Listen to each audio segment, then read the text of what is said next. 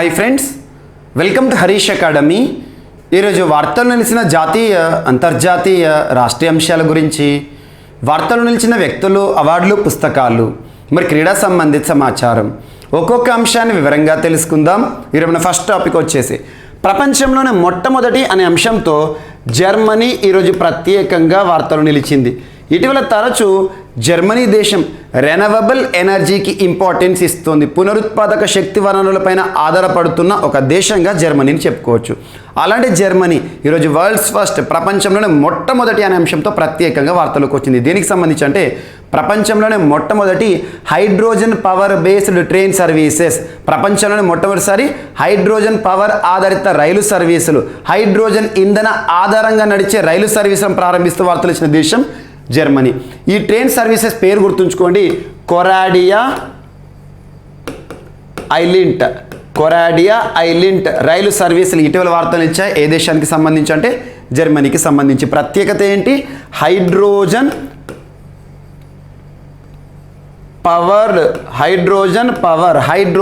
ఇంధన ఆధారిత రైలు సర్వీసులను ప్రారంభిస్తూ ప్రత్యేకంగా వార్తలు ఇచ్చే దేశం జర్మనీ. Very very important. ఇలాంటి అంశాలు ప్రపంచంలోనే మొట్టమొదటి, దేశంలోనే మొట్టమొదటి, ఇలాంటి సూపర్లేటివ్ టాపిక్స్ ఏమైనా వార్తలు నిలిస్తే వాటిపైన ప్రత్యేక శ్రద్ధ చూపండి. రానున్న పోటీ పరీక్షలో ఈ టాపిక్స్కి ప్రత్యేక ప్రాధాన్యత ఇచ్చే అవకాశం ఎంతైనా ఉంటుంది. సో ప్రపంచంలోనే మొట్టమొదటి అంశం ఏంటి? కొరాడియా ఐలాండ్. దేనికి సంబంధించి? హైడ్రోజన్ పవర్ ఆధారిత. అండ్ నెక్స్ట్ ఈరోజు మన సెకండ్ టాపిక్ వచ్చేసి హిందుస్థాన్ పెట్రోలియం కార్పొరేషన్ లిమిటెడ్, పెట్రోలియంకి సంబంధించిన సంస్థ, హెచ్పిసిఎల్ అంటాం, HP petrol. Hindustan petroleum corporation limited వారు రాజస్థాన్ రాష్ట్రంలో ప్రత్యేకంగా ఒక కంప్రెసర్ బయోగ్యాస్ ప్రాజెక్ట్, ఒక ప్లాంట్ని ప్రారంభించారు. ఈ ప్లాంట్ యొక్క ప్రత్యేకత ఏంటంటే కౌ డంగ్ బేస్డ్. కౌ అంటే ఆవు, కౌ డంగ్ అంటే పేడ, ఆవు పేడ ఆధారిత కంప్రెసర్ బయోగ్యాస్ ప్లాంట్ అనగానే మనకి ఏ రాష్ట్రం గుర్తుకు రావాలి? రాజస్థాన్ రాష్ట్రంలోని శాంచోర్ అనే ఒక ప్రాంతంలో మొదటిసారి హిందుస్థాన్ పెట్రోలియం కార్పొరేషన్ లిమిటెడ్ వారి ఆధ్వర్యంలో మొదటిసారి కౌడంగ్ ఆధారిత, ఆవు పేడ ఆధారిత కంప్రెసర్ బయోగ్యాస్ ప్రాజెక్ట్ని ప్రారంభిస్తూ వార్తలు నిలిచారు ప్రత్యేకంగా హిందుస్థాన్ పెట్రోలియం కార్పొరేషన్ లిమిటెడ్ వారు. And at the same time the most important topic, cow related topic. ఇటీవల ఆవులకి సంబంధించి ప్రత్యేకంగా మనం తరచూ డిస్కస్ చేస్తున్నాం. ముఖ్యంగా ఆవులకి ఇంపార్టెన్స్ పెరుగుతుంది. భారతదేశంలో కూడా ఖాదీ విలేజ్ ఇండస్ట్రీస్ కమిషన్ వారు, కేవీఐసి సంస్థ వారు ఇటీవల ప్రాకృతిక్ వేదిక పెయింట్ అని చెప్పేసి ఆవు పేడ ఆధారిత వాల్ పెయింట్ని తీసుకువచ్చారు మన ముందుకి. And at the same time ఇటీవల ఆవులకు ఇంపార్టెన్స్ ఇస్తున్న రాష్ట్రంగా ఛత్తీస్గఢ్ రాష్ట్రం తరచూ వార్తలు నిలుస్తోంది. గోదాన న్యాయ యోజన అని చెప్పేసి ఆవు పేడ ఆధారిత ఎరువులను తయారు చేస్తూ విన్ విన్ సిచ్యువేషన్తో వార్తలు నిలుస్తోంది. అండ్ ఇటీవల గో ఆధారిత గౌ క్యాబినెట్ని ఏర్పాటు చేస్తూ మధ్యప్రదేశ్ రాష్ట్రం వార్తలు నిలిచింది. అండ్ హిమాచల్ ప్రదేశ్ రాష్ట్రము, హర్యానా రాష్ట్ర ప్రభుత్వాలు ప్రత్యేకంగా రాష్ట్రంలో గోవధకి అడ్డుకట్ట వేసేందుకు, గోవధని నిషేధించేందుకు ప్రత్యేకంగా కౌ ప్రొటెక్షన్ టాస్క్ ఫోర్స్లను కూడా ఏర్పాటు చేస్తూ వార్తలు ఇచ్చారు. ఇక్కడ ఆవుకి సంబంధించిన ఇంపార్టెన్స్ పెరుగుతుంది కాబట్టి the supreme law of the land, భారతదేశంలో అమల్లో ఉన్న అత్యున్నత చట్టం ఏంటి? రాజ్యాంగంలోని ఆర్టికల్ 47ని లింక్ చేసుకోండి. Very very important. So article 48ని లింక్ చేసుకోండి. ఆర్టికల్ 47 అంటే మనకు మద్యపాన నిషేధం గురించి చెప్తుంది. 48 ఏంటంటే వ్యవసాయానికి ఉపయోగపడే జంతువులు ఏవైతే ఉంటాయో, క్యాటిల్ ఏవైతే ఉంటాయో వాటిని వధించకూడదని చెప్తుంది. సో ఆర్టికల్ 48ని లింక్ చేసుకోండి. సో గోవధ, గోవులకి సంబంధించి గో సంరక్షణ, ఇలాంటి టాపిక్స్ వార్తలు ఇస్తే కాన్స్టిట్యూషన్, రాజ్యాంగంలోని ఆర్టికల్ 48 గుర్తుకు రావాలి. సో ఇక్కడ ఏంటిది? Cow dung based compressor biogas project Sanchore, రాజస్థాన్లో HPCL, Hindustan petroleum corporation limited వారు ప్రారంభించడం జరిగింది. అండ్ నెక్స్ట్ ఈరోజు మరొక అంశం. సో ఛత్తీస్గఢ్ రాష్ట్ర ప్రభుత్వం రాష్ట్రంలో ప్రత్యేకంగా ఇండస్ట్రియల్ పార్కులను, రూరల్ ఇండస్ట్రియల్ పార్కులను ఏర్పాటు చేస్తున్నట్టుగా చేసిన ప్రకటన.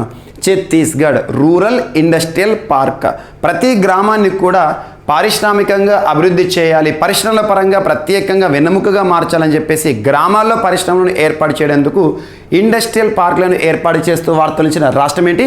Chhattisgarh important state to be focused for coming examinations. రానున్న పోటీ పరీక్షలో ఛత్తీస్గఢ్ రాష్ట్రం గురించి ఏదో ఒక క్వశ్చన్ అడగొచ్చు. ఛత్తీస్గఢ్ రాష్ట్రంలో ప్రస్తుతం కాంగ్రెస్ అధికారంలో ఉంది.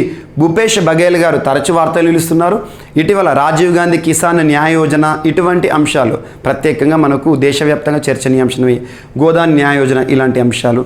సో ఇక్కడ ఛత్తీస్గఢ్ గవర్నమెంట్ ఏం చెప్తుంది, రాష్ట్రంలో 300 గ్రామీణ ప్రాంతాల్లో 300 రూరల్ ఇండస్ట్రియల్ పారిశ్రామిక పార్కులను ఏర్పాటు చేస్తున్నట్టుగా రాష్ట్ర ప్రభుత్వానికి సంబంధించిన ప్రకటన వార్తల్లోకి వచ్చింది.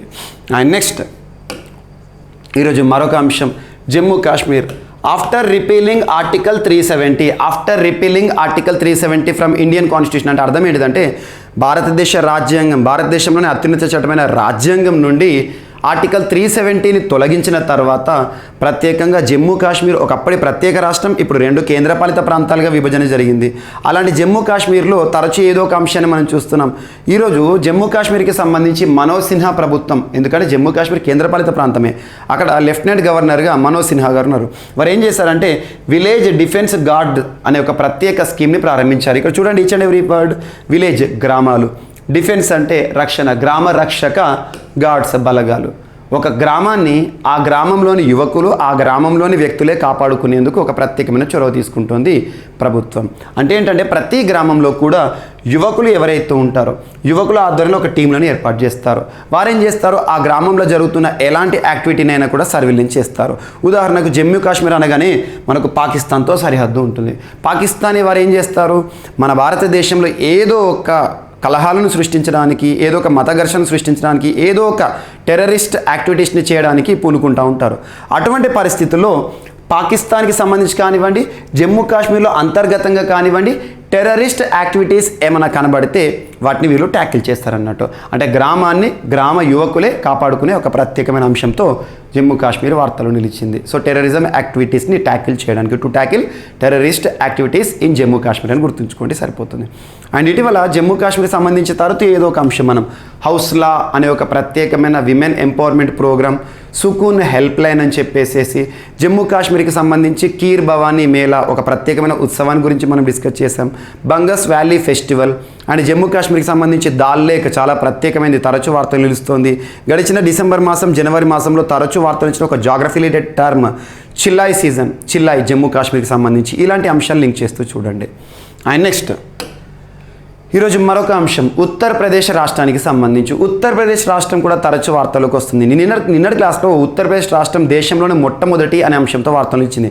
దేనికి సంబంధించి, ఎడ్యుకేషన్ రిలేటెడ్గా ప్రత్యేకమైన ఒక కేంద్రాలను ఏర్పాటు చేస్తున్నామని చెప్పేసి, ఎడ్యుకేషన్ కాంప్లెక్స్లను ఏర్పాటు చేస్తున్నట్టుగా ఈరోజు ఉత్తరప్రదేశ్ రాష్ట్ర ముఖ్యమంత్రి యోగి ఆదిత్యనాథ్ గారు, సో యోగి ఆదిత్యనాథ్ గారు ఏం చెప్పారంటే, రాష్ట్రంలో డ్రగ్స్ యాక్టివిటీస్, యువత డ్రగ్స్ బారిన, మత్తు మందులు, మాదక ద్రవ్యాల బారిన పడుతూ చాలా జీవితాలను ఖరాబ్ చేసుకుంటున్నారని చెప్పేసి దాన్ని ట్యాకిల్ చేయడానికి, దానికి అడ్డుకట్ట వేయడానికి ప్రత్యేకంగా యాంటీ నార్కోటిక్ టాస్క్ ఫోర్స్ని ఏర్పాటు చేస్తున్నారట. యాంటీ నార్కోటిక్, నార్కో అనే పదం ఎక్కడొచ్చినా గుర్తుంచుకోండి, that is the term related to drugs. So drugs అంటే మనకు ఓపియం, కెనాబిస్ ఇలాంటివి ఉంటాయి కదా, పాపిస్ట్రా, ఇవన్నీ కూడా డ్రగ్స్ కిందకు వస్తాయి. సో యువత వీటి బారిన అడిక్ట్ అవ్వకుండా, ముఖ్యంగా రాష్ట్ర వ్యాప్తంగా కూడా నార్కో యాక్టివిటీస్, నార్కోస్ మత్తు మందులు ఎక్కడ కూడా అందుబాటులో లేకుండా ఈ టాస్క్ ఫోర్స్ ప్రత్యేకమైన నిఘా విభాగం పనిచేస్తుందంట. అలా యాంటీ నార్కోటిక్ టాస్క్ ఫోర్స్ ప్రత్యేకంగా వార్తనిచ్చింది. ఇక ఉత్తరప్రదేశ్ రాష్ట్రం తరచూ వార్తలకు వస్తుంది. ఇటీవల ఎన్నికలు ముగిశాయి. యోగి ఆదిత్యనాథ్ గారు కన్జిక్యూటివ్గా 2వసారి ముఖ్యమంత్రిగా వార్తలకు వచ్చాడు, సంచలనం. And at the same time Uttar Pradesh రాష్ట్రంలో ప్రస్తుతం బీజేపీ అధికారంలో ఉంది. ఉత్తరప్రదేశ్ రాష్ట్రంలో భారతదేశంలోనే అత్యధిక జనాభా ఉన్న రాష్ట్రంగా చెప్పొచ్చు. ఇలాంటి అంశాలు లింక్ చేసుకోండి. అయోధ్య రామ మందిరం కానివ్వండి, ఇటీవల జ్ఞానవాపి వివాదం తరచూ వార్తలకు వచ్చింది, ఇవన్నీ ఉత్తరప్రదేశ్ రాష్ట్రానికి సంబంధించి. వీటితో పాటు దేశంలోనే అతిపెద్ద డాగ్స్ పార్క్ అని, ప్రత్యేకంగా మ్యాంగో ఫెస్టివల్ ఇటీవల వార్తలు ఇచ్చింది, కాలానామక్ రైస్ ఫెస్టివల్, స్ట్రాబెర్రీ ఫెస్టివల్, ఇలాంటి అంశాలు, జాగ్రీ ఫెస్టివల్, ఇవన్నీ కూడా ఉత్తరప్రదేశ్ రాష్ట్రానికి సంబంధించి మనం డిస్కస్ చేయడం జరిగింది. అండ్ అమేధి, ఉత్తరప్రదేశ్ రాష్ట్రంలోని అమేధిలో AK-203 రైఫిల్స్కి సంబంధించిన మ్యానుఫ్యాక్చరింగ్ ఈ ఇయర్ ఎండింగ్లో ప్రారంభమవుతుందని లాస్ట్ 2 డేస్ బ్యాక్ మనం డిస్కస్ చేస్తాం. దాన్ని కూడా లింక్ చేసుకోండి. నిన్నటి ఉత్తరప్రదేశ్ రాష్ట్రం ఎడ్యుకేషన్ రిలేటెడ్గా ద మోస్ట్ ఇంపార్టెంట్ టాపిక్తో వార్తలు ఇచ్చింది, ఆ టాపిక్ కూడా చూడండి. అండ్ నెక్స్ట్ ఈరోజు ప్రత్యేకంగా భారతదేశంలో ప్రసార మంత్రిత్వ శాఖకి సంబంధించి అనురాగ్ ఠాకూర్ గారు ఇటీవల విడుదల చేసిన ఒక ప్రత్యేకమైన గేమింగ్ యాప్, గేమ్ అప్లికేషన్, గేమ్స్కి సంబంధించింది ఆజాదీ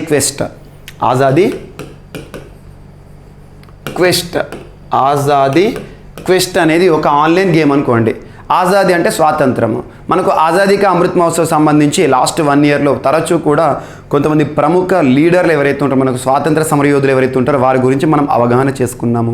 అలాంటిది ఆజాదీ కా అమృత్ మహోత్సవ్ సందర్భంగా ఇటీవల మనకు ministry of information and broadcasting వారు, ప్రస్తుతం ఎవరు, అనురాగ్ ఠాకూర్ గారు ఏం చేశారంటే ఆజాదీ క్వెస్ట్ పేరిట ఒక ప్రత్యేకమైన గేమింగ్ యాప్ని ప్రారంభించారు.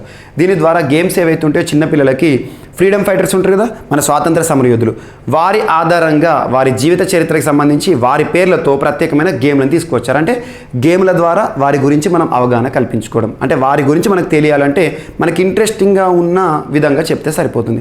పిల్లలకి ఎవరైతే ఉంటారో పిల్లలు గేమ్స్ ఆడడానికి విల్లింగ్గా ఉంటారు. మరి అక్కడ గేమ్స్లో కనిపించే క్యారెక్టర్స్ ఉంటారు కదా, ఆ క్యారెక్టర్స్లో ఫ్రీడమ్ ఫైటర్స్ గురించి చెప్పడం జరుగుతుంది అన్నట్టు, ఫ్రీడమ్ ఫైటర్స్ గురించి చూపించడం జరుగుతుంది. అలాంటిది ఆజాదీ క్వెస్ట్ ప్రత్యేకం. అండ్ నెక్స్ట్ ఆసియాలోనే అతిపెద్ద ప్రైవేట్ ఆసుపత్రిని ఇటీవల భారత ప్రధాని నరేంద్ర మోదీ గారు ఫరీదాబాద్లో ప్రారంభించారు. ఫరీదాబాద్ అంటే ఇక్కడ హర్యానా. ఫరీదాబాద్లో ఆసియా ఖండంలోనే అతిపెద్ద హాస్పిటల్. ప్రధాని మోదీ చేతుల మీదుగా ఆసియాలోని అతిపెద్ద ప్రైవేట్ ఆసుపత్రిని ప్రారంభించడం జరిగింది. దీనిని మోదీ గారు ఫరీదాబాద్లోని సెక్టార్ 88లో ప్రారంభించారు. ఈ ఆసుపత్రిలో 2600 పడకలు మాతా అమృతానందమయి మఠంచే నిర్వహించబడుతుంది. దీంతో ఆసియా ఖండంలోనే అతిపెద్ద ప్రైవేట్ ఆసుపత్రిగా పేరుగాంచింది. దీని నిర్మాణానికి సుమారు 6000 కోట్ల అంచనా వ్యయంతో నిర్మిస్తున్నారు.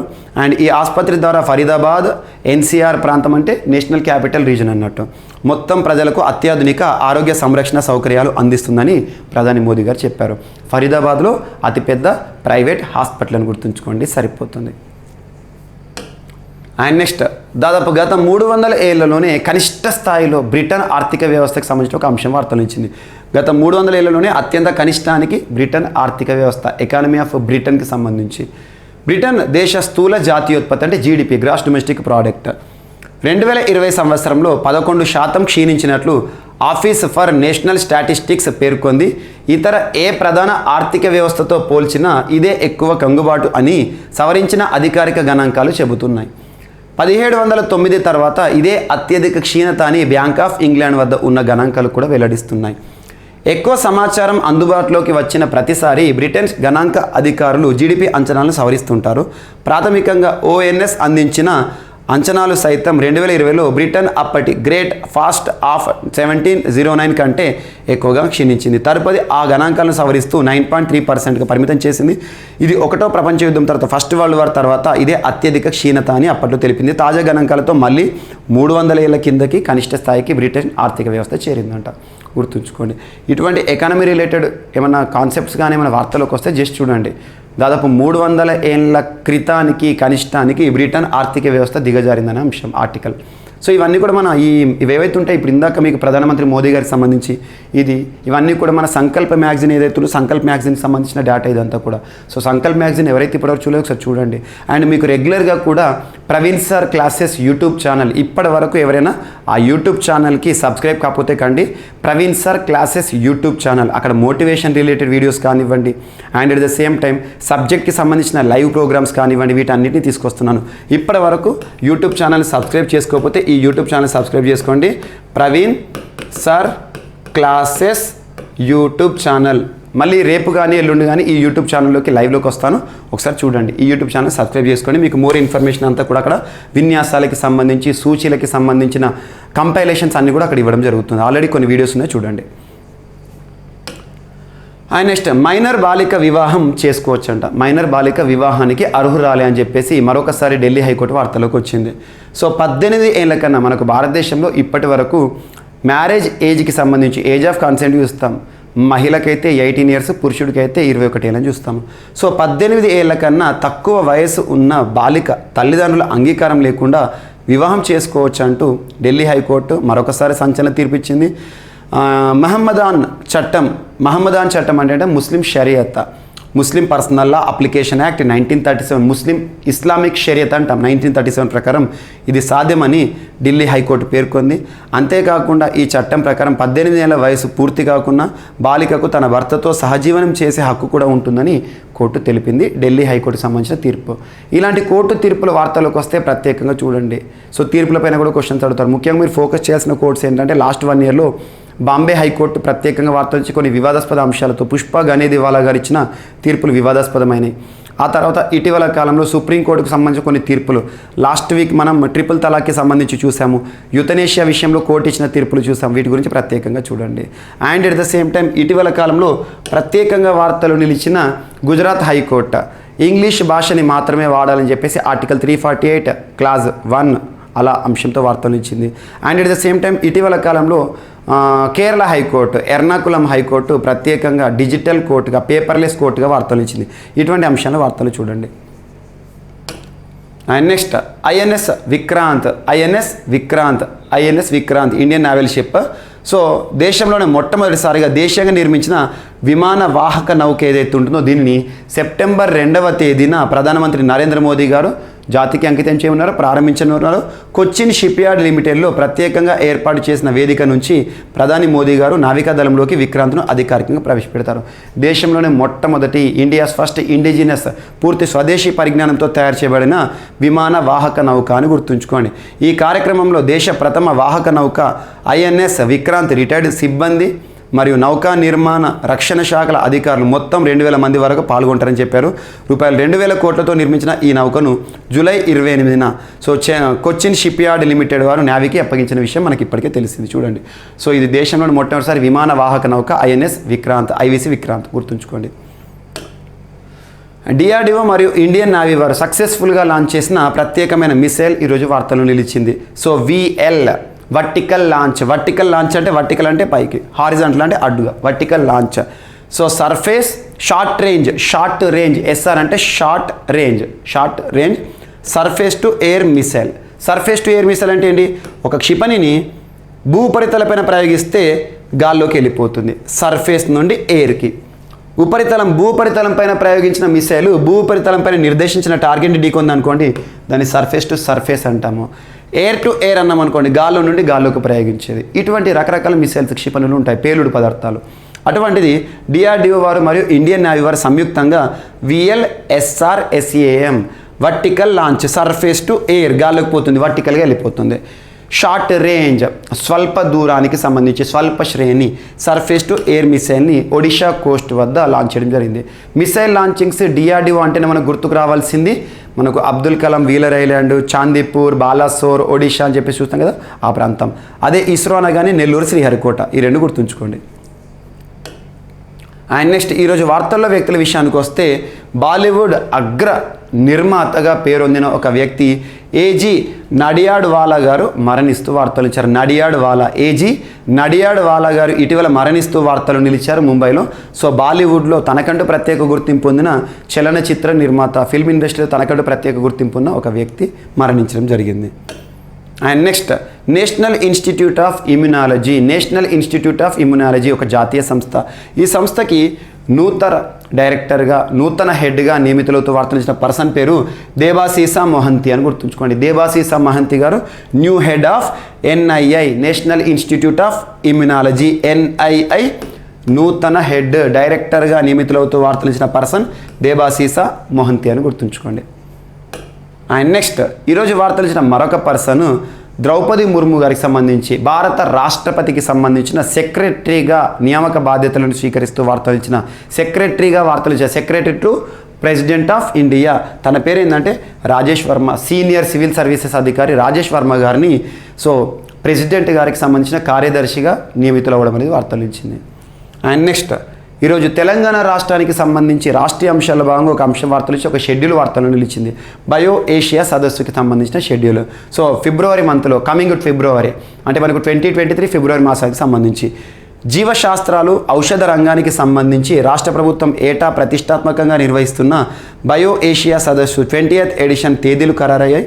ఈ సదస్సును వచ్చే ఏడాది ఫిబ్రవరి 24 నుండి 26 వరకు హైదరాబాద్లో నిర్వహించనున్నారంట. రాష్ట్ర పరిశ్రమల శాఖ మంత్రి తారక రామారావు గారు గత మంగళవారం నాడు సదస్సు థీమ్తో పాటు లోగోను ఆవిష్కరించడం జరిగింది. సో బయో ఏషియా 2023 అని గుర్తుంచుకోండి. Advancing for one shaping the next generation of humanised health care అనే థీమ్తో నిర్వహించనున్న ఈ సదస్సు ద్వారా రానున్న తరాలకు సరసమైన ధరల్లో మెరుగైన ఆరోగ్యాన్ని అందించడమే లక్ష్యం. ఈ ఆవిష్కరణను ప్రోత్సహిస్తున్నారంట. సో తెలంగాణ రాష్ట్రానికి సంబంధించిన ఒక షెడ్యూల్. సో ఫిబ్రవరిలో బయో ఏషియా సదస్సు అనే అంశం వార్తలకు వచ్చింది, గుర్తుంచుకోండి. సో ఇవి ఈరోజు వార్తలు ఇచ్చిన అంశాలు. ఒకసారి ర్యాపిడ్గా చూస్తే జర్మనీకి సంబంధించి హైడ్రోజన్ పవర్ బేస్డ్ ప్రత్యేకమైన ట్రైన్ సర్వీసెస్ కొరాడియా ఐలాండ్ అనే అంశం వార్త వచ్చింది, రెన్యూవబుల్ ఎనర్జీకి ఇంపార్టెన్స్ ఇస్తూ. And next cow dung based compressed gas project సంబంధిత అంశంతో హిందుస్థాన్ పెట్రోలియం కార్పొరేషన్ లిమిటెడ్ వార్తలు నిలిచింది రాజస్థాన్లోని శాంచోర్ ప్రాంతంలో. And at the same time Chhattisgarh government రాష్ట్ర వ్యాప్తంగా 300 రూరల్ ఇండస్ట్రియల్ పార్కులను ఏర్పాటు చేస్తున్నట్టుగా చేసిన ప్రకటన. అండ్ విలేజ్ డిఫెన్స్ గార్డ్స్ సంబంధిత అంశంతో జమ్మూ కాశ్మీర్ ప్రత్యేకంగా, మరియు యాంటీ నార్కోటిక్ టాస్క్ ఫోర్స్ సంబంధిత అంశంతో ఉత్తరప్రదేశ్ రాష్ట్ర ప్రభుత్వము, అంటే రాష్ట్రంలో మాదక ద్రవ్యాల అడ్డుకట్ట అనే theme. And next Azadi quest ప్రత్యేకమైన గేమింగ్ సర్వీస్లను ప్రారంభించారు ప్రసార మంత్రిత్వ శాఖకు సంబంధించిన అనురాగ్ ఠాకూర్ గారు. అండ్ నెక్స్ట్ ఆసియాలోనే అతిపెద్ద ప్రైవేట్ ఆసుపత్రిని ప్రారంభించడం జరిగింది ప్రధాని నరేంద్ర మోదీ గారు ఫరీదాబాద్లో. అండ్ నెక్స్ట్ 300 ఏళ్లలోనే అత్యంత కనిష్టానికి బ్రిటన్ ఆర్థిక వ్యవస్థ అనే ఒక గణాంకాలు వార్తలు ఇచ్చాయి, బ్యాంక్ ఆఫ్ ఇంగ్లాండ్ వద్ద ఉన్న గణాంకాలు. అండ్ మైనర్ బాలికలు వివాహం చేసుకోవచ్చు, this can be possible according to Muslim Shariat, Islamic Shariat 1937 అని చెప్పేసి ఢిల్లీ హైకోర్టు ఇచ్చిన ఒక సంచలన తీర్పు. అండ్ నెక్స్ట్ దేశంలోనే మొట్టమొదటి విమాన వాహక నౌకగా పేరొందిన విక్రాంత్ సేవలు ప్రారంభం కానున్నాయి. రానున్న సెప్టెంబర్ 2వ తేదీన భారత ప్రధాని నరేంద్ర మోదీ గారి చేతుల మీదుగా ఆవిష్కరణ జరుగుతుంది కొచ్చి షిప్ యార్డ్ లిమిటెడ్లో. అండ్ నెక్స్ట్ డిఆర్డిఓ మరియు ఇండియన్ నావికాదళం వారు సంయుక్తంగా ప్రయోగించిన వర్టికల్ లాంచ్ అంటే నిటారుగా vertical launch short range surface to air missile అనే అంశము క్షిపణి వ్యవస్థ. అండ్ బాలీవుడ్ అగ్ర నిర్మాతగా పేరొందిన వ్యక్తి ఏజీ నడ్వాడివాలా గారు మరణిస్తూ వార్తలు ఇచ్చారు. And next national institute of ఇమ్యునాలజీకి సంబంధించిన నూతన హెడ్గా వార్తలు ఇచ్చిన దేవాశీసా మహంతి గారు, తను ఒడిశాకి సంబంధించిన వ్యక్తి. అండ్ రాజేష్ వర్మ గారు ఈరోజు ప్రత్యేకంగా వార్తలు ఇచ్చారు, secretary to president of India. And next last ఈరోజు రాష్ట్రీయ అంశాల భాగంగా ఫిబ్రవరి మాసంలో బయో ఏషియా సదస్సు ఉంటుందని చెప్పేసి ఒక షెడ్యూల్ పోస్టర్ థీమ్ని లాంచ్ చేయడం జరిగింది. పరిశ్రమల శాఖ మంత్రి, ఐటీ శాఖ మంత్రి, పురపాలక శాఖ మంత్రి అయిన తెలంగాణ రాష్ట్ర మంత్రి కేటీఆర్ గారు. సో ఇవి ఈరోజు వార్తలు నిలిచిన అంశాలు. మిస్లేనియస్ అంశాలు ఏమైనా మిగిలిపోతే మాత్రం రేపటి క్లాస్లో యాడ్ చేసుకొని నేర్చుకుందాం. రేపు కలుద్దాం. Thank you.